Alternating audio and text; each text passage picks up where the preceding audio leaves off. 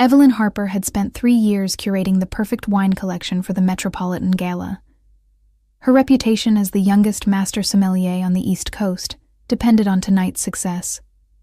The crystal chandeliers cast amber light across bottles worth more than most people's houses, and somewhere in this glittering crowd, her fiancé Marcus was supposed to be networking with investors for their dream vineyard in Napa Valley. Instead, she found him with his tongue down her sister's throat behind the Chateau Margaux display.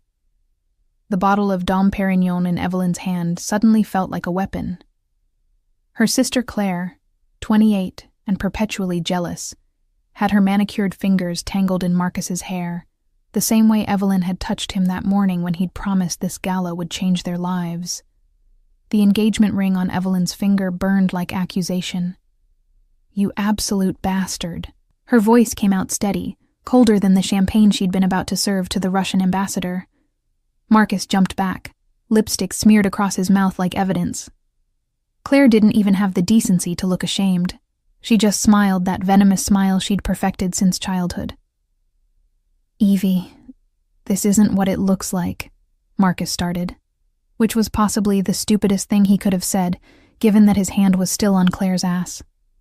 The champagne cork popped. Evelyn hadn't meant to open it, but her hands had moved on instinct, and now foam was cascading over her knuckles like fury made liquid. The sound drew attention from nearby guests. She could feel eyes turning toward them, could hear the whispers starting to spread through the crowd like wildfire. "How long?" Evelyn demanded, her sommelier's training keeping her voice measured even as her world crumbled. "How long have you been fucking my sister?" Claire laughed. Actually laughed. "Since your engagement party, darling. He proposed to you at noon and was inside me by midnight. You were always too busy with your wine obsession to notice what you were losing." The words hit harder than any slap. 6 months. They'd been planning a wedding for 6 months while he'd been sleeping with her own sister. The gala's music seemed obscenely cheerful, a jazz quartet playing something romantic while Evelyn's life imploded between the vintage Bordeaux and the rare Burgundy. Marcus reached for her, and she stepped back so fast she collided with someone solid. Strong hands caught her shoulders, steadying her, and she caught the scent of something expensive, cedar and leather and old money. The kind of cologne you couldn't buy in stores. "Careful," a voice rumbled above her head, dark and smooth like aged whiskey. "That champagne is worth more than most people's cars. Would be a shame to waste it on trash." Evelyn turned and found herself staring at a chest in a perfectly tailored Tom Ford suit. She tilted her head back and met eyes so dark they were almost black, set in a face that could have been carved from marble. Severe cheekbones, a jaw that could cut glass, and a scar that traced from his left eyebrow into his hairline. He looked like he'd walked out of a Renaissance painting and into an Armani campaign. The man was looking at Marcus and Claire with the kind of disdain usually reserved for something stuck to your shoe. Around them, the crowd had gone strangely quiet. People were backing away, giving them space like this stranger was radioactive. "Who the hell are you?" Marcus demanded, trying to reclaim some authority, but his voice cracked on the last word. "Someone who appreciates fine wine more than you appreciate fine women, apparently." The stranger's hand was still on Evelyn's shoulder, warm through the silk of her dress. "This establishment belongs to people I do business with. I don't tolerate mediocre men making scenes at quality events." There was something in the way he said business that made Marcus go pale. Around them, Evelyn noticed men in dark suits positioning themselves at exits, not obviously, but deliberate. The kind of security that didn't carry visible weapons because they didn't need to. "Ezra Castellano," someone whispered nearby, and the name rippled through the crowd like a curse. Evelyn knew that name. Everyone in her world knew that name. He was the man who controlled the underground market for rare wines, stolen art, and artifacts that museums would kill for. The FBI had been trying to build a case against him for a decade, and she'd just backed into him like a clumsy teenager. The champagne was making everything fuzzy, or maybe it was shock. But suddenly Evelyn had the worst, most brilliant idea of her entire life. She turned in Ezra's grip, looking up at this dangerous stranger with his scarred face and his predator's eyes. "I need a favor," she heard herself say, her words slightly slurred. She'd been stress drinking all evening, sampling her own inventory like a fool. "Can you kiss me? I want to make him jealous." The entire room seemed to hold its breath. Ezra Castellano's eyebrows rose fractionally, the only sign of surprise on his otherwise impassive face. Up close, she could see flecks of amber in those dark eyes, could see the way his jaw tightened as he studied her face. "You're drunk," he observed, not unkindly. "I'm devastated," Evelyn corrected, swaying slightly. "But also drunk, yes. 3 glasses of Krug and half a bottle of Petrus because the Italian ambassador canceled. Please. I just caught my fiancé with my sister and I refuse to be the pathetic one at my own event." She could feel Marcus staring, could feel Claire's shock radiating across the space between them. The whole gala had stopped pretending not to watch. They were the center of a scandal that would fuel gossip for months. Ezra's hand moved from her shoulder to cup her jaw, his thumb brushing her cheekbone with surprising gentleness. He had calluses, she noticed hazily. This was a man who did more than sign papers and make phone calls.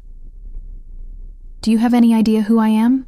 His voice was low enough that only she could hear, intimate as a secret. "A man who appreciates fine wine," Evelyn quoted back at him, reckless with heartbreak and champagne. "And apparently someone everyone's terrified of, which makes you perfect for making my cheating bastard of an ex-fiancé lose his mind." Something flickered in those dark eyes. Amusement, maybe. Or interest. His thumb traced her lower lip, and Evelyn's breath caught despite everything. Up close, he smelled like expensive cigars and something darker, gunpowder perhaps. "This is a terrible idea," Ezra murmured, but he was already lowering his head. "All my best ideas are terrible," Evelyn whispered back. When his mouth touched hers, the entire world disappeared. The kiss started as performance, Evelyn was certain of that. Ezra Castellano was simply doing a drunk woman a favor, giving her a moment of dignity in front of her cheating fiancé. But somewhere between the first touch of his lips and the second breath, it stopped being theater and became something else entirely. His mouth was warm and tasted like the Chateau d'Yquem she'd served earlier, honey and complexity, and something darker underneath. His hand slid into her hair, tilting her head to deepen the kiss, and Evelyn forgot that they had an audience. Forgot that she'd only asked for a simple kiss, forgot everything except the way his other hand had moved to her waist, pulling her closer against that expensive suit. She made a sound, something embarrassingly desperate, and felt him smile against her mouth. Then he bit her lower lip, gentle but possessive, and Evelyn's knees actually buckled. He caught her, of course, shifting his weight to support her, as if women fainted into his arms every day. When he finally pulled back, Evelyn's lipstick was ruined, and her carefully pinned hair had come loose. Ezra looked completely unaffected, except for a slight darkness in his eyes, and the faint trace of her lipstick on his mouth. He wiped it away with his thumb, never breaking eye contact. "Better?" he asked quietly, and his voice had gone rougher, like gravel wrapped in velvet. Evelyn couldn't speak. She nodded, her fingers still clutched in his lapels. Behind her, she heard Claire's outraged gasp, heard Marcus saying something that might have been her name. The jazz quartet had stopped playing entirely. "Good." Ezra's hand was still in her hair, possessive and warm. "Now smile at them like you've won." She did, turning in his arms to face Marcus and Claire with what she hoped was devastating confidence, despite the fact that she was fairly certain her legs weren't working properly. Marcus looked like he'd been struck by lightning. Claire's face had gone an ugly shade of red. "The wedding's off," Evelyn announced, her voice carrying across the silent gala. "Obviously. Claire, you can have him. He's clearly more your speed." She twisted the engagement ring off her finger and threw it at Marcus's chest. It bounced off his lapel and skittered across the marble floor. "I'm upgrading." The crowd erupted in whispers. Evelyn felt Ezra's chest shake with silent laughter against her back. Evie, you don't know what you're doing, Marcus started, but one look from Ezra shut him up instantly. I think Ms. Harper knows exactly what she's doing, Ezra said, and there was steel under the silk of his voice. And I think you should leave, both of you, before I have you removed less politely. The men in dark suits materialized closer, and suddenly it wasn't a suggestion anymore. Marcus grabbed Claire's arm, and they retreated through the crowd, which parted for them like they were diseased. Evelyn watched them go and felt nothing but champagne fuzzy satisfaction. That was insane, she breathed, still leaning against Ezra, because standing on her own seemed ambitious. I just threw away my engagement at my own event and kissed a criminal in front of 300 witnesses. Alleged criminal, Ezra corrected, amusement coloring his tone. The FBI hasn't proven anything. His hands were still on her waist, steadying her. And technically, you're the one who kissed me. I was simply accommodating. You bit my lip. You moaned. Evelyn's face flamed. Around them, the gala was slowly returning to life, conversations resuming in hushed, excited tones. She'd given them the scandal of the season. Tomorrow her name would be in every society column from New York to Miami. I should probably... She gestured vaguely at the room, at her responsibilities as sommelier, at the life she'd just spectacularly imploded. I have wine to serve, Russians to schmooze, a reputation to salvage. Your reputation just became significantly more interesting, Ezra observed. He released her slowly, like he was making sure she wouldn't fall over. The sommelier who kissed Ezra Castellano and lived to tell about it. You'll be infamous by morning. Is that supposed to comfort me? It's supposed to prepare you. He straightened his tie, which she'd apparently rumpled without noticing. They'll ask questions. About me, about us, about what this means. What will you tell them? Evelyn hadn't thought that far ahead. The champagne was wearing off, replaced by the cold reality of what she'd just done. She'd kissed a man the FBI called untouchable, a dealer in stolen goods and black market luxuries. She'd done it in public, in front of everyone who mattered in her industry. The truth, she decided, lifting her chin. That you helped me when I needed it. That my fiancé is a cheating bastard who doesn't deserve the expensive wine I was going to serve at our wedding. Ezra studied her for a long moment, something calculating in his expression. You have excellent taste in wine, he said finally. The Petrus you were drinking earlier, 1995 vintage? 96, Evelyn corrected automatically. The 95 was too tight, needed more time. His smile was slow and dangerous. Have dinner with me tomorrow night. I have a bottle of Romane Conti I've been saving for someone who would actually appreciate it. That's a $50,000 bottle of wine. I'm aware. He pulled a card from his pocket, matte black with silver embossing. A phone number, nothing else. 8 o'clock. I'll send a car. Evelyn took the card, her fingers brushing his. This is insane. You said that already. Ezra leaned in, his breath warm against her ear. But you're going to say yes anyway. Because you're curious. Because that kiss felt like the first honest thing to happen to you in 6 months. Because a man who cheats with your sister doesn't deserve you. But a man who understands the difference between a 95 and 96 Petrus might. He pulled back, and Evelyn saw the truth in his eyes. He knew she'd come. Knew she was already hooked, not on him necessarily, but on the feeling of being wanted by someone dangerous, someone who looked at her like she was rare and valuable. One dinner, she heard herself say, to thank you for tonight. Of course. His smile said he knew she was lying to herself. Just dinner. He left then, his security melting away with him, leaving Evelyn alone in the center of the gala with a black card in her hand and the taste of him still on her lips. Around her, the whispers crescendoed. She'd just agreed to have dinner with the most dangerous man on the East Coast. The Russian ambassador approached, smiling widely. "Ms. Harper, I think I need something very strong after that entertainment. What do you recommend?" Evelyn smiled back, slipping the card into her clutch. "I have a Macallan 50-year-old that seems appropriate. It's dangerous, expensive, and absolutely worth the risk." "Perfect," he laughed, not knowing she wasn't talking about whiskey at all. Evelyn woke up on her couch at noon with a headache like an ice pick through her skull and 17 missed calls from her mother. The champagne had been a mistake. The kiss had been a bigger mistake.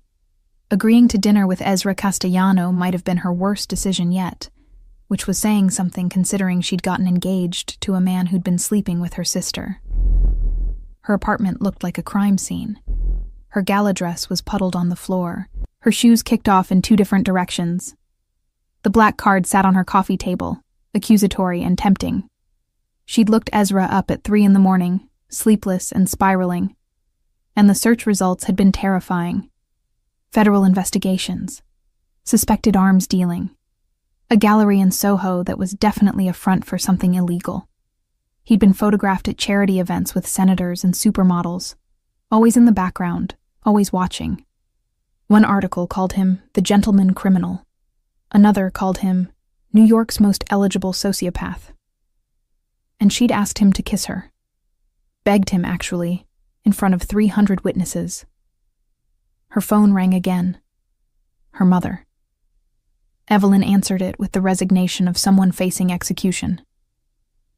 "Evelyn Marie Harper, what in God's name were you thinking?" Her mother's voice could have stripped paint. "You're on page 6, the Daily Mail. There are photos of you kissing that criminal, and your father is having heart palpitations." "Marcus was cheating on me with Claire," Evelyn said flatly, pressing her palm against her forehead. "At my own event. I found them together." Silence. Then, "Claire? Your sister Claire?" "Unless I have another sister I don't know about." Evelyn stumbled to her kitchen, desperate for coffee. "For 6 months, Mom, since the engagement party." More silence, longer this time. Her mother's anger shifted, refocused. "That little bitch. I knew she was jealous, but this and Marcus. I introduced you to him. His family has the vineyard in Connecticut." "Had the vineyard. I'm fairly certain after last night no one in the wine world will touch him." Evelyn found her espresso machine, started it with shaking hands. "I humiliated him publicly, with Ezra Castellano's help." "About that." Her mother's voice went careful. "Evelyn, that man is dangerous. Whatever you think last night was, it wasn't worth getting involved with someone like him. He offered me a bottle of Romanée Conti." The words came out before Evelyn could stop them. "The 90-90 vintage. Mom, that wine is basically a myth.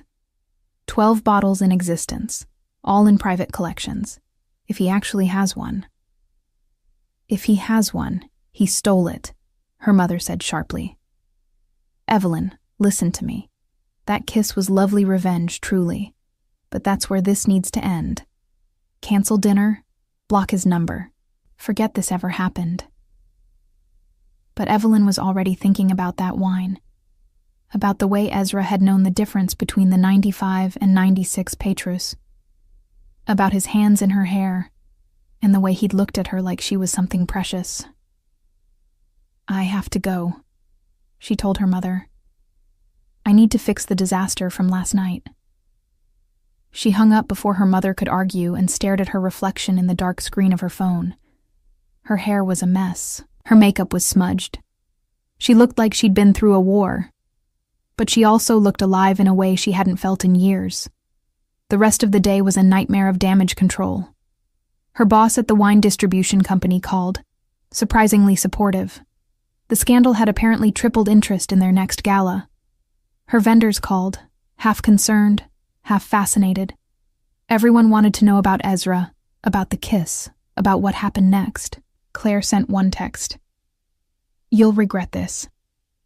Marcus sent 12, ranging from apologetic to angry to threatening. Evelyn blocked him after the 6th one mentioned lawyers. At 7:30 that evening, she stood in front of her closet, trying to decide what one wore to dinner with a criminal. Something that said, "I'm not intimidated by your alleged arms dealing, but also, I appreciate a $50,000 bottle of wine." She settled on a black dress, simple and elegant, with her grandmother's pearls. If she was going to hell, she might as well look classic doing it. The car arrived at exactly 8. Not a limo, thankfully, but a Mercedes that screamed money without being ostentatious. The driver was polite and silent, and they drove to a building in Tribeca that looked like every other converted warehouse on the block, except this one had a private elevator that required a key card. Evelyn's heart hammered as they ascended. This was insane. She was having dinner with a man who probably had people killed for sport. A man who'd kissed her like he wanted to devour her in front of everyone she knew. A man who understood wine the way she did, with reverence and obsession. The elevator opened directly into a penthouse that took her breath away. Floor-to-ceiling windows overlooked the city, the lights of Manhattan spread out like diamonds. The furniture was minimal but exquisite. Modern pieces mixed with what looked like actual Roman antiquities. And the art on the walls. "That's a Caravaggio," Evelyn breathed, staring at a painting she'd only ever seen in textbooks. "That's been missing since World War II. Allegedly," Ezra's voice came from behind her. "I prefer to think of it as relocated to someone who appreciates it." She turned and found him in dark slacks and a white shirt, sleeves rolled to his elbows. Less formal than last night, but somehow more dangerous. He had a wine glass in each hand, both empty. "You came," he said, and there was satisfaction in his voice. "You have a stolen Caravaggio on your wall," Evelyn replied. "Of course I came. I'm clearly making terrible decisions this week." He smiled. That slow, dangerous smile. "The wine is breathing in the dining room. But first I need to know, are you here because you want to be, or because you're still angry at your ex?" "Both?" Evelyn moved closer, drawn despite her better judgment. "Maybe neither.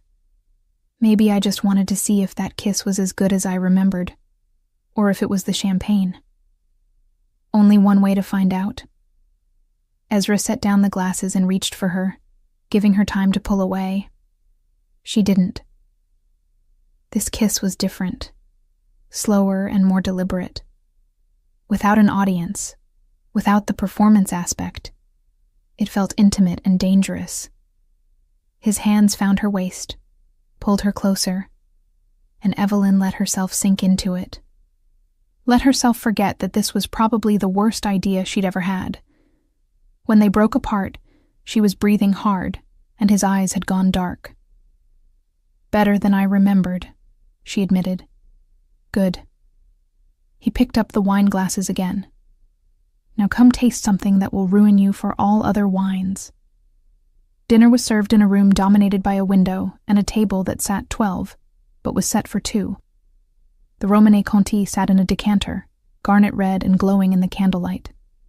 Ezra poured with the care it deserved, and when Evelyn tasted it, she actually made a sound. Oh my God. The wine was silk and velvet, and everything perfect in the world. This is, I don't have words. Most people don't. Ezra watched her over his glass. That's why I wanted to share it with you. Someone who understands what this is worth beyond the price tag. They talked about wine, about the illegal market, about how he'd acquired this bottle, this particular treasure. Ezra was careful with details, never admitting to anything explicitly illegal, but the implications were clear. He dealt in things that shouldn't be sold, things that belonged in museums or vaults. "Why wine?" Evelyn asked, emboldened by the burgundy.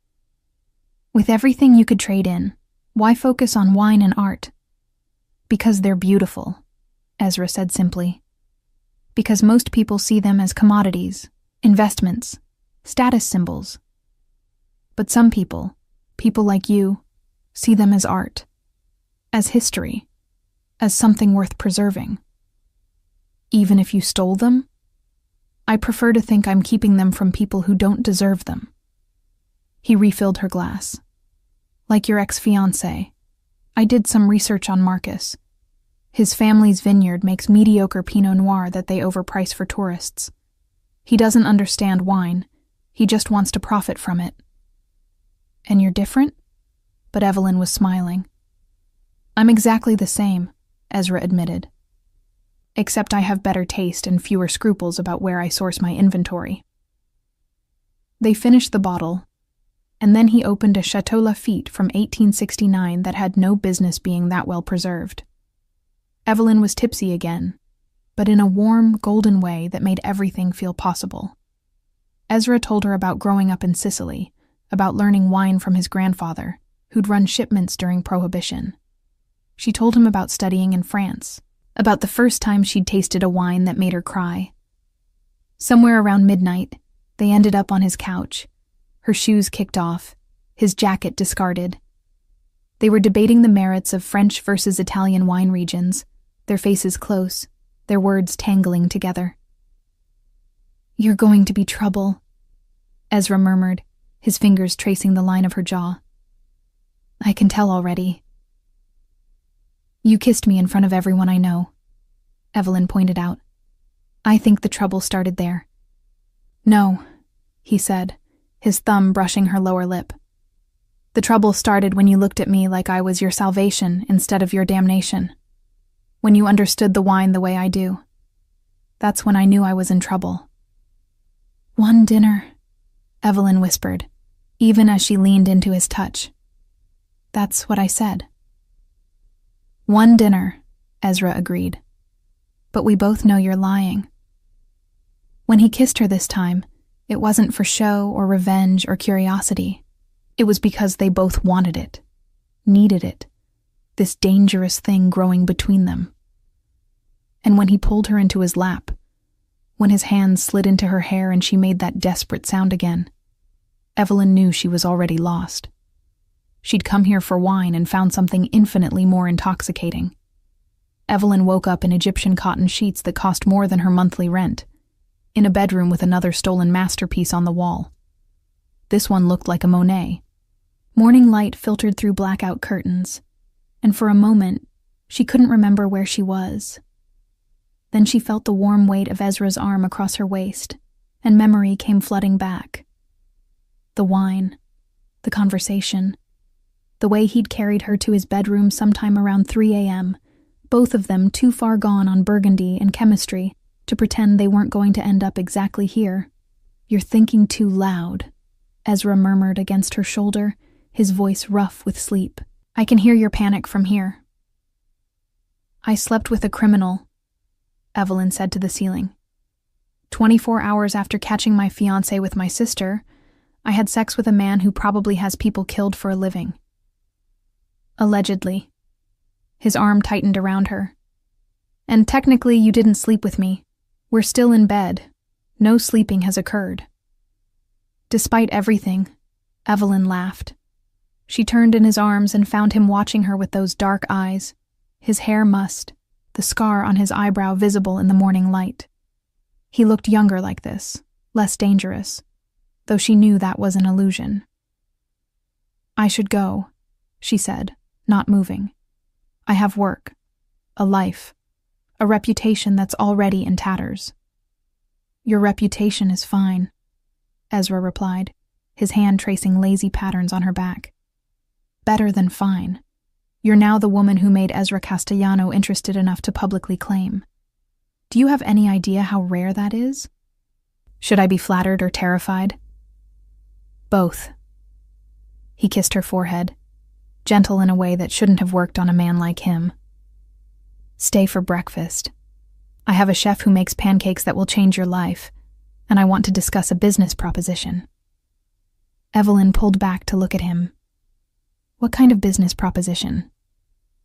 The kind that involves wine, revenge, and possibly ruining your ex-fiancé's life completely. Ezra's smile was wicked. Unless you're satisfied with just humiliating him publicly? She should have said yes. Should have taken her revenge and moved on like a mature adult. Instead, she heard herself ask, "How ruined are we talking?" An hour later, Evelyn sat in Ezra's dining room in one of his shirts, eating pancakes that were indeed life-changing, while he laid out his plan. Marcus's family vineyard is failing, Ezra explained, pulling up financial documents on his tablet. They're overextended, underleveraged, and hemorrhaging money. The only thing keeping them afloat is the reputation, which after last night's scandal is significantly damaged. "How do you have their financial records?" Evelyn asked, though she knew the answer. "I have people who acquire information." He slid the tablet across to her.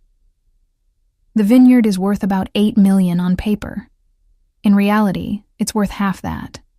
The land is good, but they've mismanaged it for decades. Poor grape selection, outdated equipment, mediocre winemaster." Evelyn studied the numbers, her sommelier brain automatically cataloging the problems. They could turn it around with the right investment. Better vines, modern equipment, a competent winemaker. Exactly. Ezra's smile was pure predator. "Which is why I'm going to buy it. Through a shell company, untraceable to me. I'll offer them just enough to get out from under their debt, but not enough to start over anywhere respectable." And then what? But Evelyn was starting to understand, starting to see the beautiful cruelty of it. "Then I hire you as the wine master. You rebuild it into something extraordinary. We produce wines that win international awards, that sommeliers fight over, that make Marcus's mediocre Pinot Noir look like grocery store trash." Ezra leaned forward, intent. "We take everything he was supposed to have, his family legacy, and we make it better. We make it legendary." It was vindictive and petty, and absolutely brilliant. Evelyn should have said no, should have walked away from this dangerous man and his dangerous plans. "What's in it for you?" she asked instead. "Besides watching you destroy your ex?" Ezra shrugged. "A legitimate business to launder money through, a vineyard that actually produces something worth drinking. And you, working for me, tied to me in a way that makes it very clear you've chosen me over him." "That's insane. You keep saying that word." He reached across the table, caught her hand. "But you're not saying no." Evelyn stared at their joined hands, at the contrast between her bare fingers where her engagement ring used to be and his, strong and scarred. This was everything she'd been taught to avoid. Getting involved with a criminal, mixing business with revenge, letting attraction override common sense. But Marcus had been sleeping with her sister for 6 months. Had planned to marry her while fucking Claire behind her back. And Claire had smiled about it. Had laughed while twisting the knife. "I want control of all wine-related decisions," Evelyn said. "Complete autonomy on grape selection, production methods, and distribution." Done. "And my name on the label. Not yours, not some shell company. Mine." Ezra's smile went sharp with approval. "I wouldn't have it any other way. I want everyone to know that Evelyn Harper chose to work with me, that she's mine." "I'm not yours," Evelyn protested, but her hand was still in his, and they both knew she was lying. "Not yet," he agreed, "but you will be." The next 3 weeks were a whirlwind. Ezra moved on the vineyard with the efficiency of a hostile takeover, making an offer Marcus's family couldn't refuse and couldn't trace. The sale went through before they could mount a defense, and suddenly Evelyn owned, on paper at least, the Harper family legacy. The irony wasn't lost on anyone. Marcus called 17 times before Evelyn blocked him. Claire sent increasingly unhinged texts about betrayal and family, which was rich coming from the woman who'd slept with her sister's fiancé. Their mother was torn between pride that Evelyn had secured a vineyard and horror at how she'd done it. Evelyn barely noticed. She was too busy working with Ezra's team to modernize the operation, hiring a new crew, selecting new grape varietals.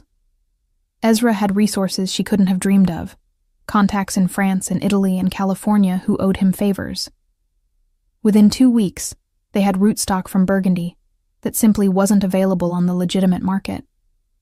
"I don't want to know where you got this," Evelyn said, examining the vine cuttings with reverence. "Probably not," Ezra agreed. He was watching her work with the same intensity he'd watched her taste wine that first night. "You're incredible when you're focused like this. I can see why you won all those awards." They spent every night together, either at his penthouse or at the vineyard, blending business with pleasure in ways that would have horrified her 6 months ago. Ezra was demanding and dangerous, and exactly what she hadn't known she needed. He challenged her, supported her, and never once made her feel like she was second to anything. "This is unhealthy," her best friend Sarah warned over coffee. "You're rebounding with a criminal, Evie. This can't end well." "Probably not," Evelyn agreed, stirring her latte. "But I've never felt more alive. Marcus made me feel small, like my passion for wine was an obsession that took away from us. Ezra makes me feel powerful." "Ezra makes you feel desired," Sarah corrected gently. "There's a difference." But was there? Evelyn thought about the way Ezra looked at her when she identified a wine by taste alone, the pride in his eyes when she negotiated with distributors. He desired her, yes, but he also respected her in a way Marcus never had. The grand reopening of the vineyard was scheduled for October, a harvest festival that would introduce Evelyn's first vintage to the world. Invitations went to every major player in the wine industry, every critic who'd ever written about the Harper family's mediocre Pinot Noir. Marcus and Claire were conspicuously not invited. The day before the festival, Evelyn stood in the renovated tasting room, watching workers hang lights and arrange tables. The space looked nothing like it had under Marcus's family. It looked elegant and modern, ready to produce wines that would make history. Nervous? Ezra appeared beside her, 2 glasses of wine in hand. Their first vintage, a Pinot Noir that had been aging in French oak for exactly 90 days. "Terrified," Evelyn admitted, taking a glass. "What if it's not good enough? What if I've destroyed the Harper legacy instead of saving it?" "Taste it," Ezra commanded gently. She did, and relief flooded through her. It was young, yes, needed more time, but the bones were there. Complexity, depth, a hint of what it would become. It was going to be extraordinary. "It's going to be perfect," Ezra said, reading her expression. "Just like you." "I'm not perfect," Evelyn protested. "I'm vindictive and petty, and I'm sleeping with a criminal to get revenge on my ex." "Alleged criminal," he corrected with a smile. "And you're sleeping with me because you want to. The revenge is just a bonus." He set down his glass and pulled her close. "I need to tell you something." The seriousness in his tone made her heart skip. "What?" "I'm being investigated. The FBI has been building a case for months, and they're getting close." "How close?" Evelyn's stomach dropped. She'd known this was coming, had known from the moment she'd looked him up that Ezra Castellano lived on borrowed time. But knowing abstractly and hearing it out loud were different things. "Close enough that my lawyers are nervous. Close enough that I need to start distancing my legitimate businesses from my less legitimate ones." Ezra's hands were steady on her waist, his voice calm. "Which means the vineyard needs to be entirely yours. No shell companies, no hidden ownership. Just you."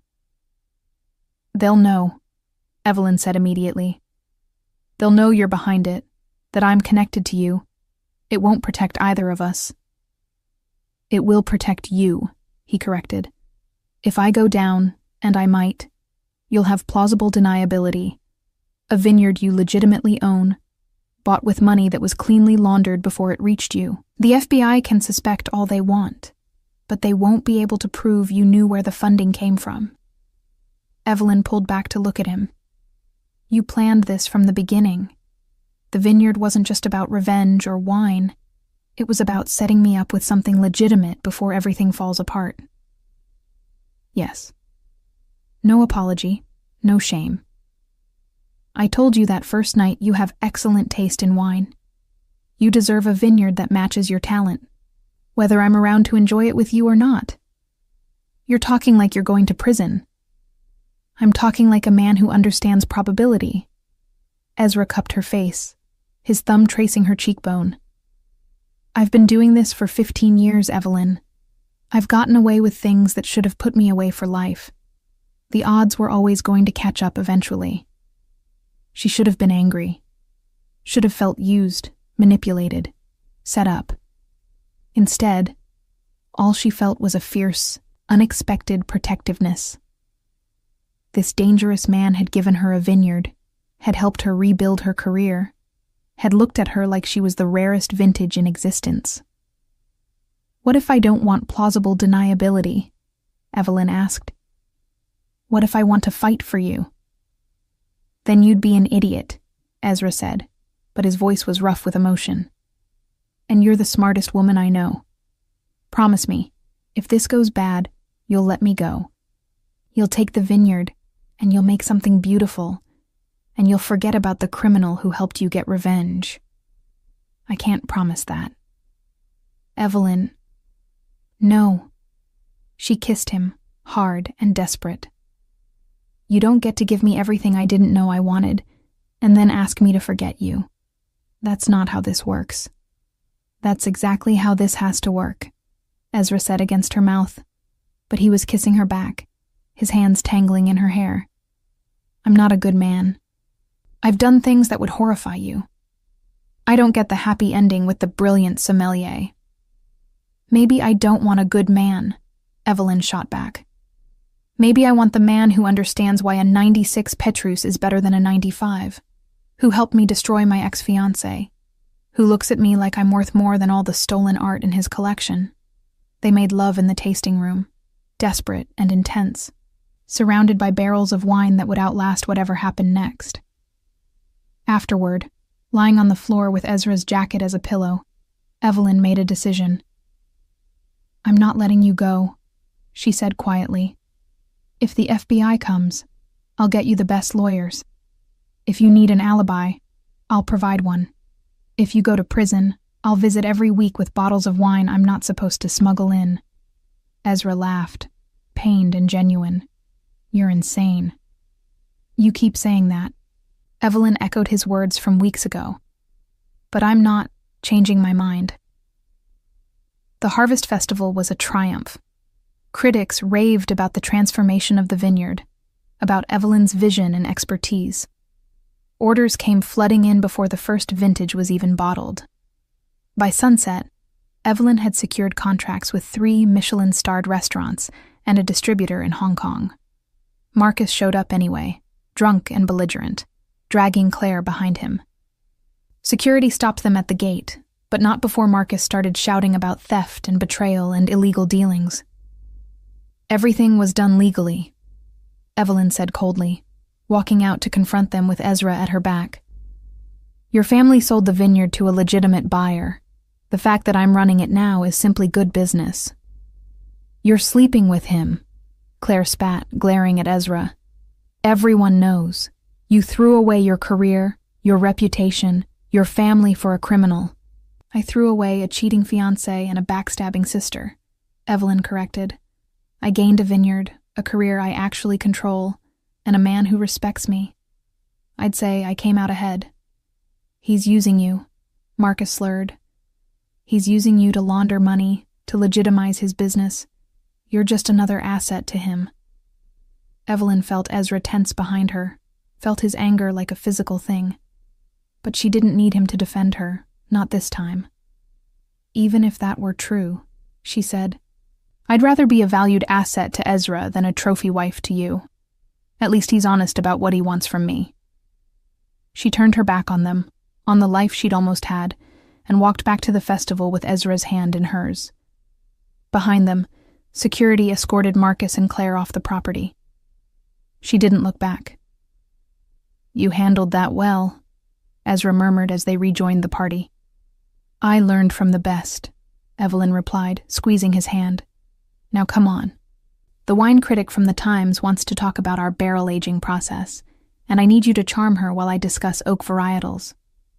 Using me for my charm? I'm wounded. You'll survive." They worked the crowd together, Evelyn discussing wine with the passion that had made her a master sommelier, Ezra providing the dark, dangerous edge that made everything more exciting. They were a team, she realized. An unlikely, probably doomed team, but a team nonetheless. As the sun set over the vineyard, painting the sky in shades of rose and gold, Evelyn stood with Ezra on the veranda, watching their guests toast with wine that bore her name on the label. "Thank you," she said quietly, "for all of this, for believing I could do it." "I never doubted you for a second," Ezra replied. "You're extraordinary, Evelyn Harper. With or without me, you were always going to be extraordinary." 2 weeks later, the FBI raided Ezra's gallery. They seized art, documents, computers, everything. The news broke on a Tuesday morning while Evelyn was meeting with distributors in Manhattan. Her phone exploded with messages, news alerts, calls from her mother. She ignored all of it and went straight to Ezra's penthouse. He was there, surprisingly calm, watching the news coverage with a glass of whiskey. "I told you to stay away," he said when she walked in. "This is exactly what we talked about. And I told you I wasn't going anywhere." Evelyn took the whiskey from his hand, drank half of it. "What do you need?" "A time machine?" Ezra's smile was bitter. "They have enough to charge me. My lawyers say they'll offer a deal, 10 years if I cooperate, testimony against my associates. Will you take it?" "No." He pulled her into his lap, buried his face in her hair. "I won't put targets on other people's backs. Even criminals have a code." Evelyn's hands shook as she held him. 10 years. Possibly more if he went to trial. A decade of her life without this dangerous, complicated man who'd somehow become essential. "Then we fight," she said fiercely.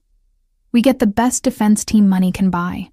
We find every loophole, every technicality.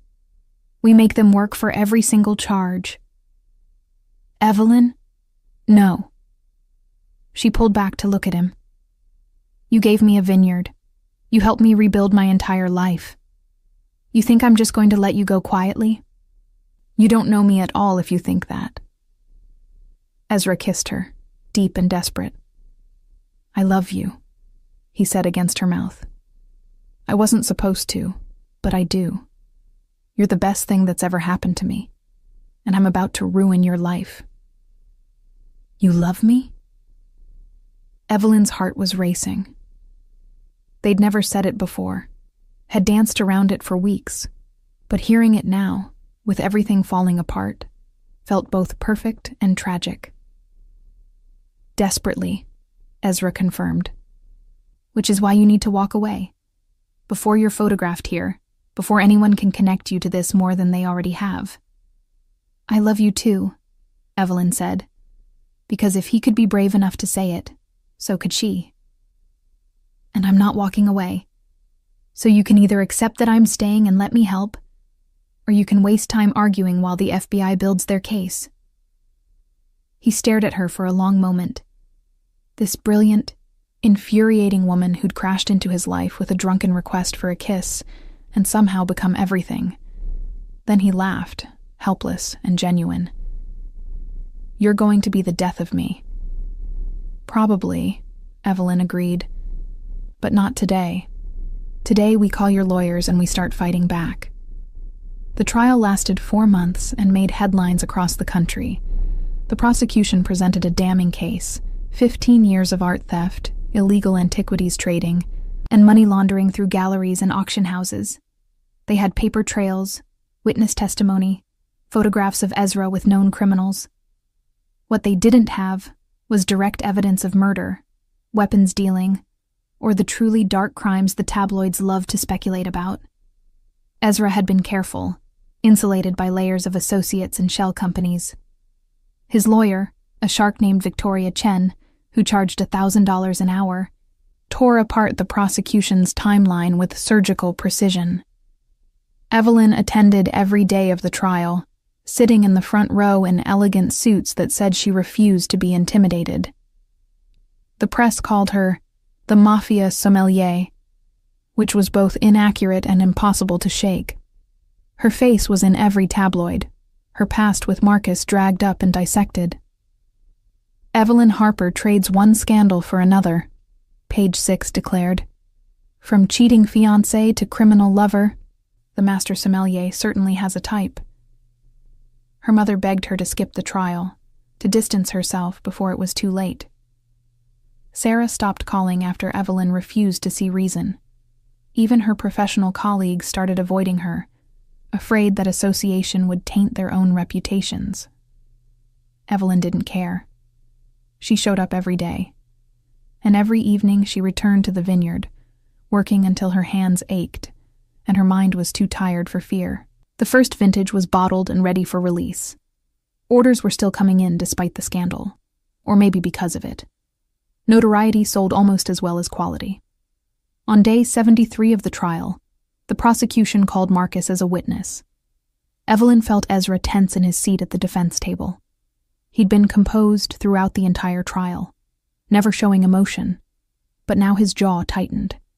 He'd promised her he wouldn't react, wouldn't give them the satisfaction, but she could see the effort it took. Marcus took the stand looking smug, dressed in an expensive suit that probably came from his new girlfriend's money. Claire had dumped him 3 weeks after the vineyard sale. Apparently loyalty wasn't her strong suit with anyone. "Mr. Harper," the prosecutor began, "can you describe your relationship with the defendant?" "I don't have one," Marcus said clearly, "but he manipulated my ex-fiancée into a relationship in order to steal my family's vineyard. It was a deliberate, calculated attack." Ezra's lawyer objected immediately. "Speculation. The witness has no direct knowledge of Mr. Castellano's relationship with Ms. Harper." "Sustained," the judge agreed, but the damage was done. The jury had heard it. The prosecutor continued, walking Marcus through the timeline of the vineyard sale, implying that Ezra had targeted Evelyn specifically to hurt Marcus's family. It was absurd. Ezra hadn't even known who Marcus was before that night at the gala, but the narrative was compelling. When Victoria Chen cross-examined, she was merciless. "Mr. Harper, isn't it true that you were having an affair with Ms. Harper's sister during your engagement?" Marcus flushed. "That's not relevant." "It's extremely relevant," Victoria countered. "You're claiming Mr. Castellano manipulated your ex-fiancée, but you were the one who betrayed her first, correct?" "That doesn't have anything to do with—" "Answer the question," the judge instructed. "Yes," Marcus admitted through gritted teeth. "I had a relationship with her sister."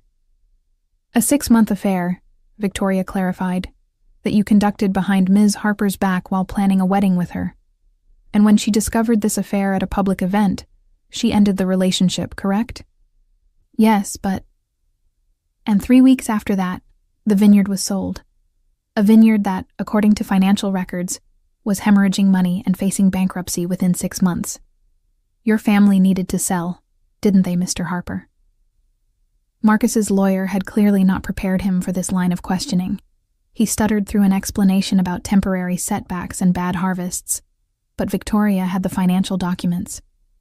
The jury could see the truth. The vineyard had been failing long before Ezra bought it. "So to be clear," Victoria said, "Mr. Castellano didn't steal anything. He made a legitimate offer for a failing business, and Ms. Harper, a master sommelier with impeccable credentials, chose to run it. The fact that this hurts your pride doesn't make it illegal, does it?" "Objection," the prosecutor called weakly. "Withdrawn," Victoria said with a smile that could cut glass. No further questions. Marcus was dismissed looking significantly less smug than when he'd arrived. Evelyn caught his eye as he left the courtroom. and the hatred there should have bothered her. Instead, she felt only satisfaction. He'd tried to hurt Ezra and had only made himself look petty and jealous. That evening, Evelyn visited Ezra at his penthouse. He was out on bail, wearing an ankle monitor that tracked his every movement, confined to a 5-mile radius. The restrictions were killing him. She could see it in the tension in his shoulders, the way he stared out at the city he could no longer freely move through. "Marcus is an idiot," she said, coming up behind him and wrapping her arms around his waist. "Victoria destroyed him. She's very good at her job," Ezra agreed. His hands covered hers, holding them against his chest. "But it doesn't change the facts. They have me on money laundering at minimum. Even if Victoria gets the art theft charges dismissed, I'm looking at 5 to 7 years. 5 to 7 years isn't forever," Evelyn said, though her throat was tight. "The vineyard will still be there. I'll still be there." Ezra turned in her arms, his face serious. "You can't wait for me. 5 years, Evelyn. You'll be 36 when I get out. You should be married, have children if you want them. Have a life that doesn't involve conjugal visits and collect calls." "Don't," Evelyn said sharply. "Don't try to noble sacrifice me. I'm a grown woman making my own choices. If I want to wait for you, that's my decision. It's a stupid decision. Then I'm stupid." She pulled him down for a kiss that tasted like defiance and desperation. "I love you. I'm not apologizing for that, and I'm not walking away because things got difficult." They made love with the franticness of people running out of time, and afterward, lying in his bed surrounded by stolen art and expensive sheets, Ezra asked, "Marry me." Evelyn froze. "What?" "Marry me," he repeated, propping himself up on one elbow to look at her. "Before the verdict comes down. Before they potentially take me away. Marry me, and let me have something good, something pure, before I pay for all the things I've done." "That's the worst proposal I've ever heard," Evelyn said. But she was crying, tears streaming down her face. "You're not supposed to propose because you're going to prison." "I'm proposing because I love you," Ezra corrected, wiping away her tears with his thumb. "Because you're the best thing that's ever happened to me. Because even if I spend the next 7 years in a cell, I want to know that for one perfect moment, you were mine in every way that matters." "I'm already yours," Evelyn whispered. "Then make it legal." He kissed her forehead, her cheeks, her mouth. "Marry me, Evelyn Harper. Let me be your husband, even if I'm a terrible one. Let me have that." She should have said no. Should have pointed out that marrying him would destroy what was left of her reputation, would tie her legally to a convicted criminal, would make her life exponentially harder. Instead, she said, yes. They were married 3 days later in a private ceremony at the vineyard, with only Victoria Chen and Ezra's head of security as witnesses. Evelyn wore a simple white dress and carried a bouquet of grapes from their vines. Ezra wore a suit without the ankle monitor visible, though they both knew it was there. The officiant was a judge who owed Ezra a favor and didn't ask questions. The ceremony lasted 10 minutes. When Ezra kissed her as his wife, Evelyn tasted salt and realized they were both crying. "I love you," he said against her mouth. "Whatever happens next, remember that." "I love you too," Evelyn replied, "and I'm going to fight for you until they close the cell door. Even then, I'll keep fighting." They spent their wedding night in the master bedroom of the vineyard house, drinking a bottle of Romanée Conti that Ezra had been saving for a special occasion. It was the same vintage as the first bottle he'd ever shared with her, the night everything changed. "Regrets?" Ezra asked as they watched the sunrise over the vines. "Only that we didn't have more time," Evelyn admitted. "But no, I don't regret you. I don't regret any of it." The verdict came down on a Tuesday in December. Guilty on money laundering, guilty on illegal antiquities trading, not guilty on the art theft charges that Victoria had systematically dismantled. The judge sentenced Ezra to 6 years in federal prison, eligible for parole after 4. Evelyn sat in the courtroom and didn't cry, not when they read the verdict, not when they led Ezra away in handcuffs. She waited until she was in her car, alone in the parking garage, before she let herself fall apart. 4 years, minimum. 4 years of visiting rooms and monitored phone calls and sleeping alone in a bed that smelled like him. 4 years of running a vineyard by herself, of being known as the woman who married a criminal, of waiting. But she'd promised to wait, and Evelyn Harper kept her promises. The first year was the hardest. Ezra was sent to a minimum security facility in Pennsylvania, close enough that Evelyn could visit every other weekend. They had 30 minutes each time, sitting across from each other at a plastic table, not allowed to touch except for a brief kiss hello and goodbye. Evelyn told him about the vineyard, about the awards their first vintage was winning, about the expansion plans she was developing. Ezra told her about the books he was reading, the other inmates, the monotony of prison routine. They didn't talk about how much they missed each other. That was too painful, and there was never enough time. At night, alone in the vineyard house, Evelyn worked until exhaustion made sleep possible. She threw herself into the wine, developing new blends, experimenting with techniques she'd only read about. The vineyard became her therapy, her obsession, the thing that kept her sane. The second year was slightly easier. Evelyn had a rhythm now. Visits every other weekend, phone calls on Tuesday and Thursday evenings, letters in between. She'd hired a full staff for the vineyard and was producing 3 different labels, all critically acclaimed.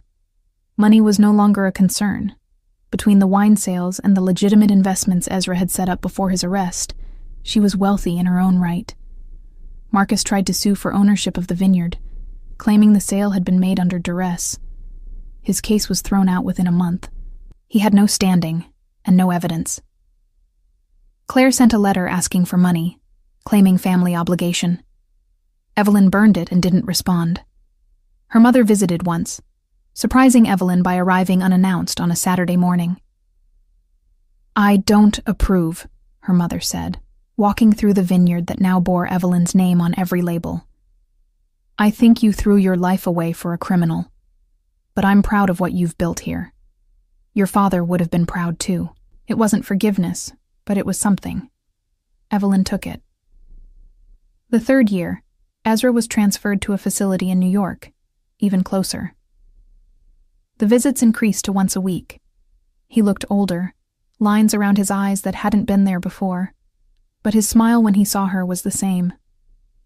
"2 more years," he said during one visit. "Maybe less if I get parole. Can you wait 2 more years?" "I'd wait 20, Evelyn replied, and meant it. On their 3rd anniversary, Evelyn brought a bottle of their wine to the visiting room. The guards confiscated it immediately. Alcohol wasn't allowed, but they'd seen it. Ezra had seen her bring a bottle of Harper Vineyard Reserve, the wine that critics were calling transcendent, and the best American Pinot Noir in a generation. "You did it," he said, his voice rough with emotion. "You made something extraordinary." "We did it," Evelyn corrected. "This is ours." The 4th year, Ezra came up for parole. Evelyn attended the hearing with Victoria Chen, who was still technically on retainer, though Ezra had paid her enough to retire twice over. They presented evidence of Ezra's good behavior, his participation in prison education programs, letters from the warden praising his conduct. The parole board deliberated for 3 hours. When they granted parole, Evelyn's knees actually gave out. Victoria caught her, laughing and crying at the same time. They'd done it. After 4 years of waiting, of visiting rooms and monitored calls and sleeping alone, Ezra was coming home. He was released on a Wednesday in April, early morning when the spring sun was just starting to warm the vineyard. Evelyn picked him up herself, standing outside the prison gates in jeans and one of his old shirts, her hair in a messy bun.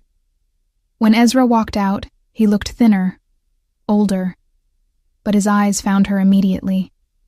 She ran to him, not caring about dignity or composure, and he caught her, lifting her off her feet like she weighed nothing. "Hi," he said, his face buried in her hair. "Hi," Evelyn replied, crying and laughing. "Welcome home." They drove to the vineyard in silence, hands clasped, unable to speak past the emotion. When they pulled up to the house, Ezra stopped and stared. She'd expanded it, added a second floor and a proper wine cellar. The grounds were immaculate, the vines heavy with new growth. In the distance, she could see workers tending the fields, the business of the vineyard continuing like a well-oiled machine. "You've been busy," Ezra said quietly. "I had a lot of time to fill," Evelyn replied. "Come on, I want to show you something." She led him to the wine cellar, newly built and climate-controlled to perfection. Rows of bottles lined the walls, different vintages and labels, all bearing the Harper name. But in the center of the room, in a place of honor, sat a single bottle in a custom display case. Romanée Conti, 1945. "You didn't," Ezra breathed. "I did," Evelyn confirmed. "I tracked it down through one of your old contacts. Don't ask which one or how much I paid. You don't want to know. But I've been saving it for today." She opened the case and pulled out the bottle with reverent hands. This vintage, produced right after World War II when wine-making materials were scarce and every bottle was precious, was legendary. Worth at least $200,000, possibly more. "This is insane," Ezra said, but he was smiling. "You keep saying that," Evelyn teased, echoing their first conversation. She pulled out 2 crystal glasses, the good ones she'd bought for this specific moment. "But you're not stopping me." They opened the bottle together, letting it breathe for exactly 10 minutes before pouring. The wine was the color of garnets and autumn leaves, and when Evelyn tasted it, she actually gasped. "Oh my God!" "Extraordinary?" Ezra asked, watching her face. "Beyond extraordinary." She handed him his glass. This is everything wine should be. History and art and passion in liquid form." They drank slowly, savoring every sip, sitting on the floor of the wine cellar like teenagers sneaking their parents' alcohol. Outside, the vineyard hummed with life. Inside, they had this perfect moment, this perfect wine, this perfect reunion. "I need to tell you something," Ezra said, setting down his empty glass. "The FBI still watches me. They always will. Being with me means being scrutinized, investigated, suspected. Your life would be easier if—" Evelyn kissed him, cutting off the words. Don't try to martyr yourself again. We've been married for 4 years. I've waited for you, built a life for us, tracked down a bottle of wine that technically shouldn't exist on the open market. I'm in this, Ezra. Completely. You could still—" "No," she said firmly. "The only thing I could do is love you for the rest of my life and make wine that people will talk about for generations. That's it. That's the only option." Ezra pulled her into his lap, holding her like he'd dreamed about for 4 years. "I don't deserve you." "Probably not," Evelyn agreed. "But you're stuck with me anyway." They made love in the wine cellar, surrounded by bottles that would outlast them both, christening this new chapter of their lives. And later, much later, they walked through the vineyard hand in hand as the sun set, talking about plans for the future. "I want to expand," Evelyn said. "Add a tasting room, maybe a restaurant, host events, educational seminars. Make this place a destination." "I want to go legitimate," Ezra replied. "Completely. No more gray areas, no more questionable deals. Just wine and art that I acquire legally. Can you do that? Go completely straight after everything?" "For you?" He stopped walking, turned to face her. "I can do anything. I spent 4 years in prison thinking about the life I wanted with you. It doesn't include the FBI or criminal investigations or any of that. Just this. Just us. Just making something beautiful together." They sealed the promise with a kiss as the sun disappeared behind the hills, painting the sky in shades of wine and blood and gold. 5 years after Ezra's release, Harper Vineyard had become one of the most acclaimed wineries on the East Coast. Their Pinot Noir won international awards. Their Chardonnay was served at the White House. Wine critics made pilgrimages to taste their limited-release vintages, and bottles sold out within hours of each launch. Evelyn and Ezra ran it together, a team in every sense. He handled the business side, the distribution and marketing, the careful navigation of an industry that still whispered about his past. She managed the winemaking, the artistry, the creation of vintages that would define a generation. They'd converted the old barn into a tasting room that hosted educational seminars and private events. The wine cellar had become legendary, filled with bottles that collectors dreamed about. And in a private room that only they had access to, Ezra had assembled a legal collection of art that rivaled any museum. Pieces he'd acquired through legitimate auction houses, documented and clean. On a Tuesday in October, exactly 7 years after the night Evelyn had drunkenly begged a stranger to kiss her, they hosted an exclusive dinner at the vineyard. 50 guests, all major players in the wine world, all there to celebrate the release of their 7th vintage. The menu was designed by a James Beard award-winning chef, each course paired with a different wine, building to a finale that had taken Evelyn 3 years to perfect. As she stood to give the opening toast, she caught Ezra's eye across the room and smiled. 7 years ago, she began, her voice carrying across the intimate space.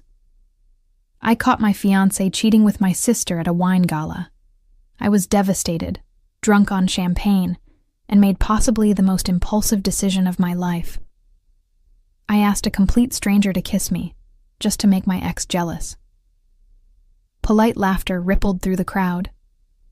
They all knew this story, had read about it in magazines and gossip columns, but Evelyn wasn't finished. That stranger turned out to be Ezra Castellano, a man with a reputation that should have sent me running. Instead, he offered me a bottle of Romanée Conti and a chance to build something extraordinary. Everything you taste tonight, everything this vineyard has become, started with that one reckless kiss. She raised her glass, filled with their newest vintage, a Pinot Noir that had aged for 7 years in French oak. So here's to bad decisions, dangerous men, and the courage to build a life out of revenge and champagne. Here's to Harper Vineyard. To Harper Vineyard, the crowd echoed, and the dinner began. Hours later, after the last guest had left and the staff had cleaned up, Evelyn and Ezra sat on the veranda with a bottle of the Romanée Conti from their wedding night. The vineyard spread out before them, peaceful in the moonlight, vines heavy with next year's harvest. Do you regret it? Ezra asked quietly. Any of it? The scandal, the trial, the years I was gone? Evelyn considered the question seriously, sipping wine that cost more than most people's cars. I regret that Marcus cheated. I regret losing years with you to prison. But everything else? She turned to look at him, this dangerous, complicated man who'd helped her build an empire out of heartbreak. No. I don't regret loving you. I don't regret this vineyard. I don't regret becoming the woman I needed to be. Even though everyone still calls you the Mafia sommelier? Especially because of that, Evelyn laughed. Do you know how much free publicity that nickname gets us? We're infamous. People come here hoping to catch a glimpse of the criminal and his winemaking wife. They stay for the wine and leave with stories. Your mother would be horrified. My mother came to Christmas last year and got drunk on our Chardonnay. She's coping. Evelyn set down her glass and moved to sit in Ezra's lap, the way she had 1,000 times before. Besides, we're respectable now. Mostly. You haven't stolen anything in 5 years. 6 years, Ezra corrected, his arms coming around her waist. I stopped the moment I decided I wanted you more than I wanted the thrill. Best decision I ever made. They sat in comfortable silence, watching the stars come out over the vineyard.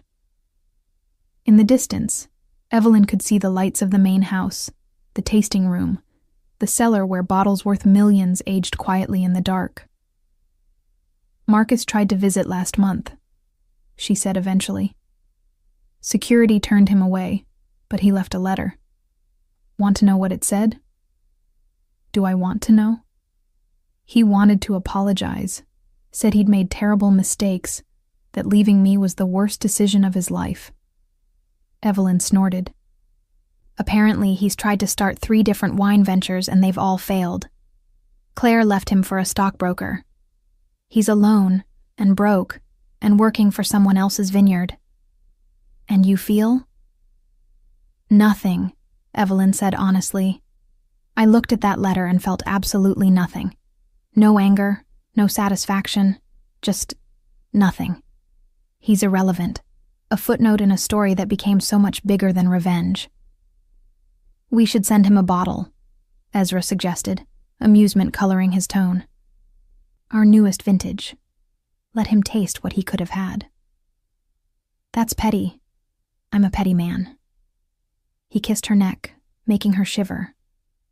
"Besides, the best revenge is living well, and I'd say we're living extraordinarily well." They made love on the veranda under the stars, not caring about the potential for scandal or impropriety. They were married, they owned the vineyard, and 7 years of fighting for each other had burned away any remaining shame. Later, wrapped in a blanket and sharing the last of the Romane Conti, Evelyn asked, "Do you think we would have found each other if Marcus hadn't cheated? If I'd never gone to that gala?" "No," Ezra said honestly. "I think you would have married him, had a mediocre life making mediocre wine, and been quietly miserable. I think I would have eventually gotten caught anyway, and gone to prison with nothing to come home to. So Claire did us a favor, really, by being a terrible person. The worst people sometimes create the best opportunities." He tilted her face up to kiss her, slow and deep. "I should send her a thank you card."